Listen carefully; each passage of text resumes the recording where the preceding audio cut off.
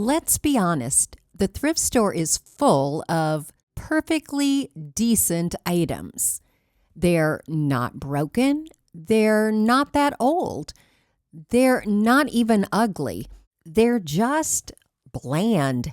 You know those items that sit on the shelves and never get picked? Well, I rescued 12 of those ordinary, just okay items.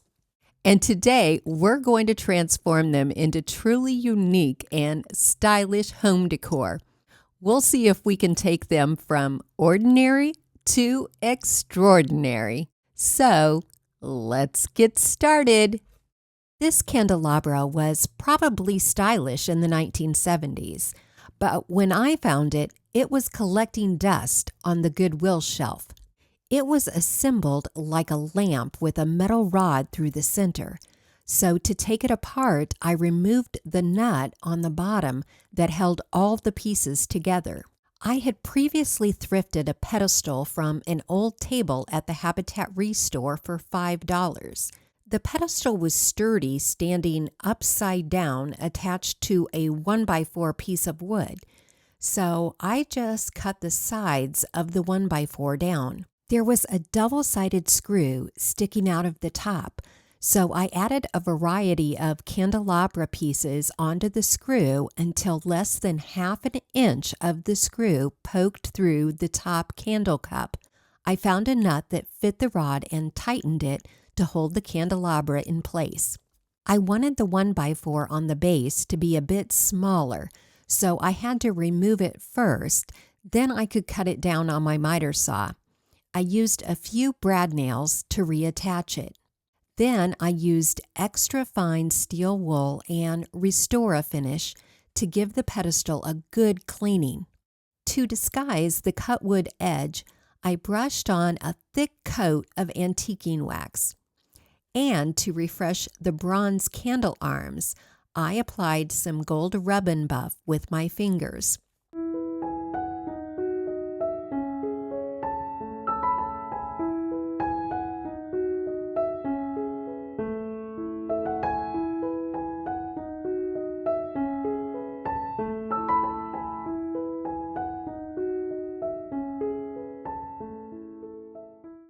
Now, I think I have an idea to make use of the remaining parts because you know I'm not throwing them away.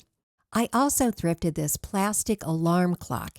It was only $1.84 because, let's face it, most of us are passing by anything made of plastic.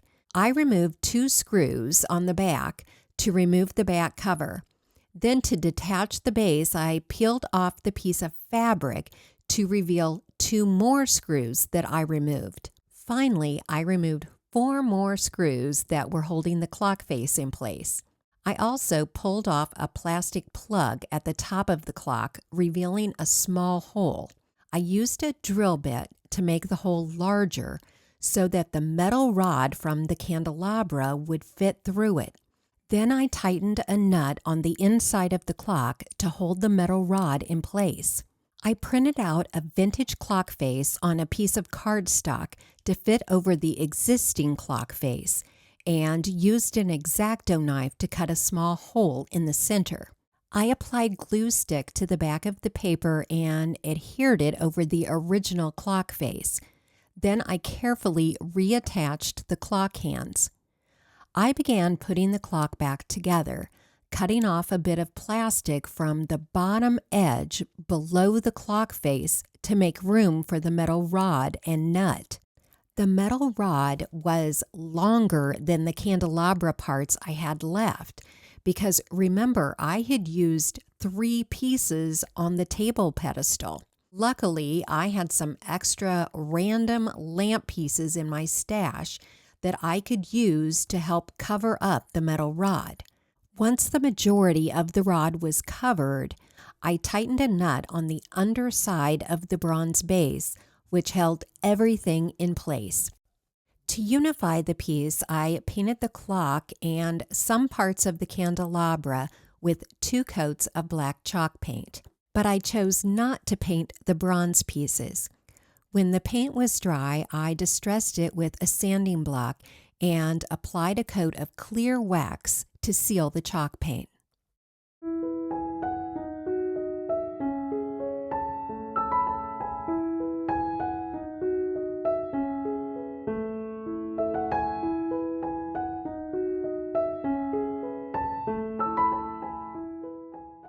Now, let me tell you about today's sponsor, nuts.com.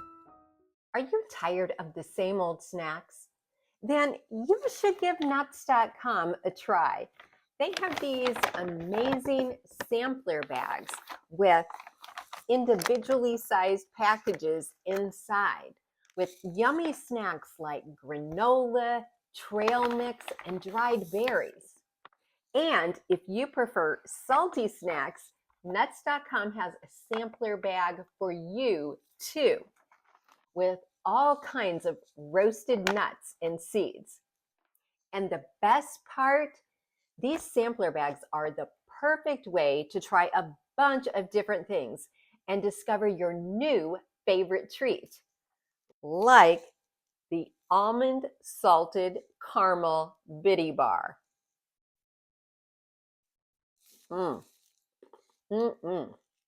And right now, nuts.com is offering a free gift to new customers and free shipping on orders of $29 or more at nuts.com/Canterbury. Just click on the link in the description box below. Most people love books, but some books are out of date and will inevitably end up in the landfill. I bought 5 thick books, threw away the dust jackets, and used my orbital sander on the spines to remove the titles and make the books look old. Then I printed out several different images of vintage doors and windows, sized to fit the book spines. I used the Print a Size app to adjust the size and print out several images on one sheet of paper. I also superimposed a picture of my boys in a window and Edgar on a door stoop. Once I was pleased with the door and window arrangement, I decoupaged them to the book spines, brushing Mod Podge on the spine and on the back of each image and smoothing out the paper with my fingers. Once all the images were applied, I brushed on a top coat of Mod Podge to seal and protect the paper images.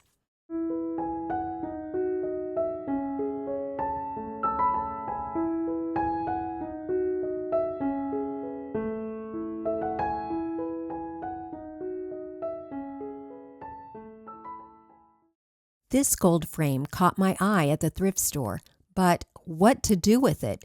The picture opening was so small. But I quickly came up with an idea when I spotted something else at the thrift store.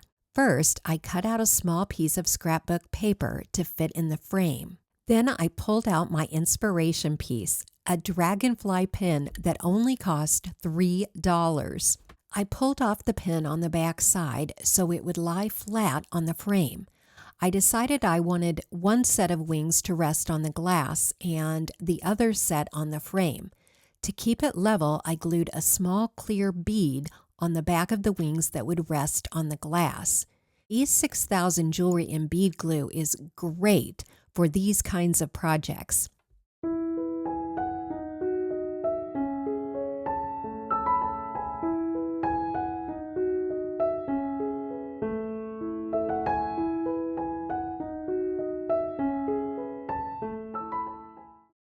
I'm sure people were passing by this brass lamp because it was missing its glass globe. First, I removed the base for the original glass globe, which was held in place by 2 small screws. I also thrifted this small resin lamp, thinking I could use its shade on the brass lamp. It was a good size, but it had several stains that wouldn't come off. So I decided to cut off the shade covering and just use the metal frame.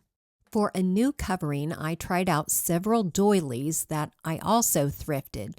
The one I liked best was just barely large enough to wrap around the frame. I cut the doily in half lengthwise. Then I hot glued the cut edge of the doily to the lampshade rim. It went all the way around, and the two ends met at the top, but there was a gap along the bottom edge. I decided I could hot glue the edges together and add a small additional piece and hot glue it to fill the gap. I felt this would look better than adding another large section of the doily.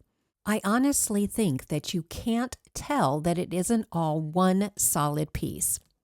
To finish off the top rim, I just hot glued a piece of lace ribbon over the raw edge of the doily.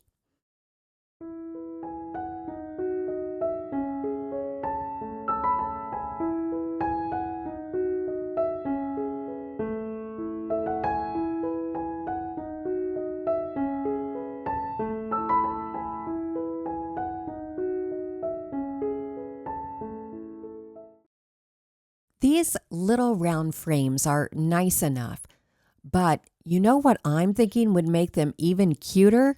Birds. I printed out 2 vintage bird images in a tiny size to fit over the round medallions inside the frames. I pressed the paper over and around the medallion to create creases. When I cut out the shape, I cut just outside the crease line. To adhere it, I brushed a light even coat of Mod Podge onto the medallion and on the back of the paper. Once I placed the paper over the medallion, I used my fingernails to push the edges of the paper over and under the edges of the medallion. I kept smoothing out the paper with my fingers to make sure there were no wrinkles. I let the Mod Podge dry, and then I applied a top coat of Mod Podge to seal and protect the paper.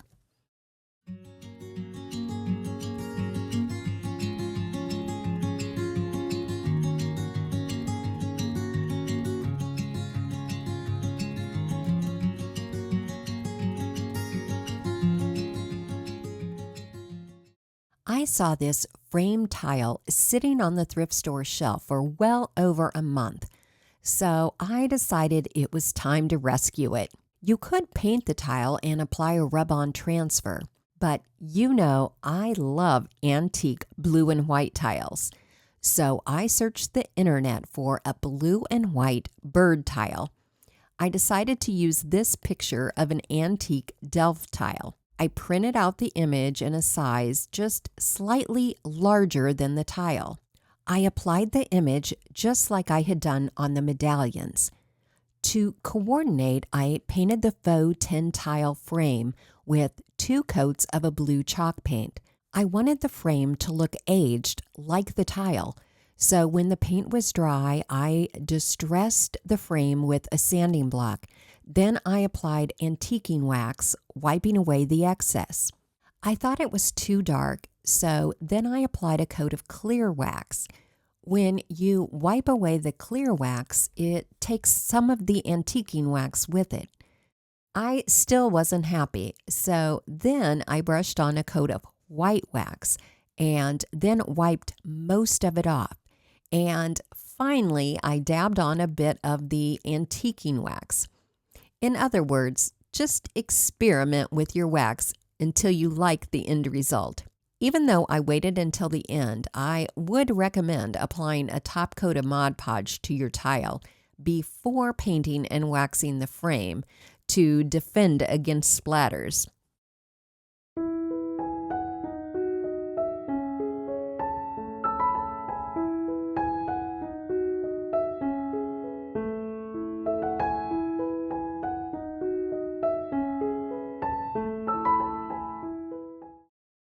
Someone would eventually have bought this vase, but I wasn't fond of the dark color. So to make it more my style, I gave it a couple coats of leafy green spray paint. Then, to embellish the side of the vase, I plucked some faux flowers from their stems and hot glued the small plastic nub on the back of each flower into a small gap in the weaving. I also cut a few leaves from the stems and hot glued them directly to the weaving. What do you think? Do you like this cottage style vase, or do you prefer the original dark brown version?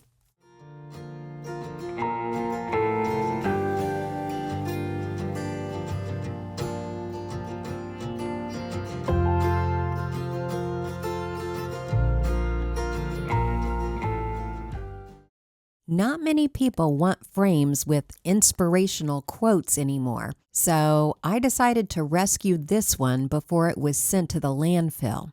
First, I sanded over the quote, then I took it outside and spray painted it white. I wanted to cover the frame with some pretty gift wrap that I had, and I decided to adhere it with glue stick. I figured glue stick would result in fewer wrinkles than using Mod Podge. To get the best adhesion, you should apply glue stick to the frame and to the back of the gift wrap, making sure not to miss any spots, and then smooth it out with a brayer. I applied the front section first. Then I cut open the picture hole and folded the gift wrap over to the inside. I used a paintbrush to help me apply the glue stick up close to the frame. Next, I applied the two sides, folding a short piece of paper over the corners to the top and bottom sides. Then I cut the top and bottom pieces to exactly fit and cover those sides and adhered them. You could still see some of the frame on the inside edge of the picture opening, so I needed to cut additional strips of gift wrap to cover them. If you like how it looks, you can stop here, but I think it looks too much like gift wrap, so I used a fine grit sanding block to distress it. I used it along all of the edges, which also removed any extra paper, but I also sanded over the surface of the paper to give it an aged appearance. This also makes any wrinkles disappear. I brushed Mod Podge on the sides and along all of the seams to protect the paper, but I didn't brush Mod Podge on the front section because it would likely have caused lots of wrinkles to pop up. I also thrifted this votive candle holder and wanted to put it in the picture opening. You could use a strong adhesive, but it just seemed easier to use a screw. I marked a spot behind the bird and drilled a small hole all the way through the frame. Then I held the candle holder in place and drilled through that hole from the back side and into the bird. I removed the candle holder and continued to drill the hole in the bird to make it deeper. Then I ran a screw through the hole on the back side of the frame and into the bird. For extra adhesion, I put some super glue around the screw where it went into the bird. To finish it off, I added some Spanish moss, green moss, and of course, a couple bird eggs into the candle cup.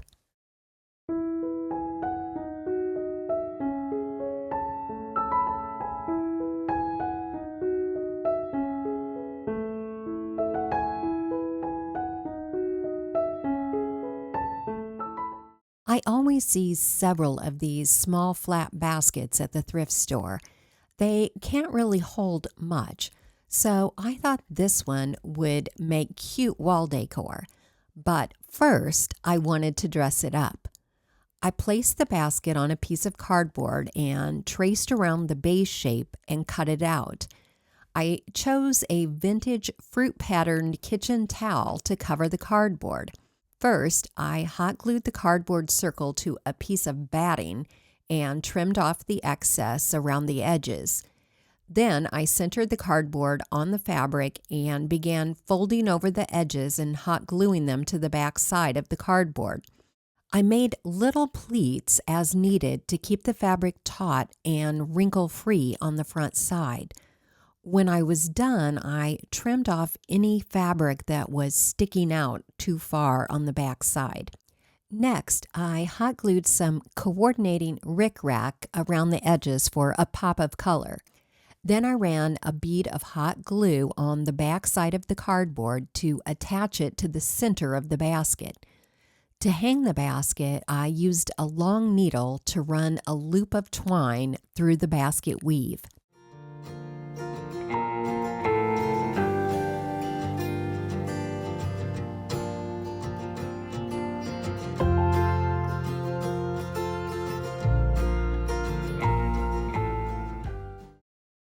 I received some criticism in a recent video when I made over a 1970s decorative brass plate, so I wanted to try it again in a way that would not harm the original embossed design. I needed to cut out cardboard circles that would fit over the center design, and since my Cricut was not working, I found a tin can that was the right size that I could trace around. Then I printed out 2 landscape images on cardstock to fit over the cardboard circles. I just used glue stick to adhere them and then went over it with a brayer. I used a sanding block to smooth out the cut edges, and I also went over the edges with a black marker to disguise the paper edge.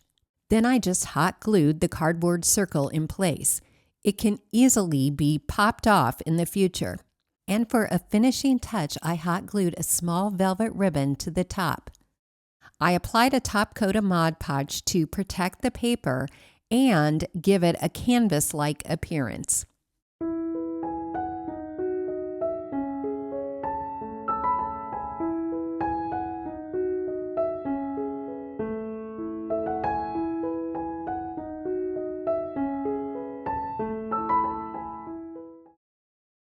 From a distance, this storage box looks vintage, but up close you realize it's just a cheap replica from Big Lots. The previous owner had attempted to paint over the gold bumblebee design on the front and back sides. To create a new design for the center, I first taped a piece of parchment paper over the design and traced and cut it out. I printed out 2 vintage fox hunting pictures and taped the pattern over the picture so I could trace around it. To decoupage the paper to the box, I brushed Mod Podge on the box, inside the design, and on the back of the paper. Once it was in place, I let the Mod Podge dry. Before applying a top coat of Mod Podge, I went around the edges of the paper with a gold paint pen. And once that paint was dry, I brushed on the final coat of Mod Podge.